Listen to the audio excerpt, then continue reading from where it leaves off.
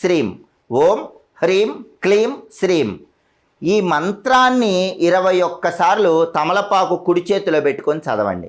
ఆ తమలపాకు తీసుకొని కుడి చేతిలో పెట్టుకొని ఈ మంత్రం చదవండి.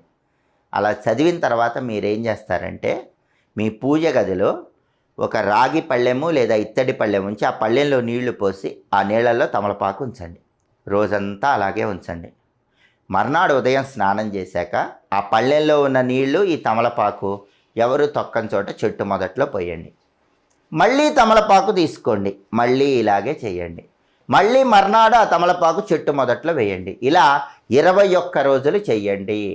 22వ రోజు నుంచి మీకు ఏదో ఒక రకంగా ధనం కలిసి వచ్చి తీవ్రమైన రుణబాధల నుంచి బయటపడవచ్చని, భయంకరమైనటువంటి అప్పుల సమస్యలు పటాపంచలు చేసుకోవటానికి ఈ పరిహారం విశేషంగా సహకరిస్తుందని పరిహార శాస్త్రంలో చెప్పారు.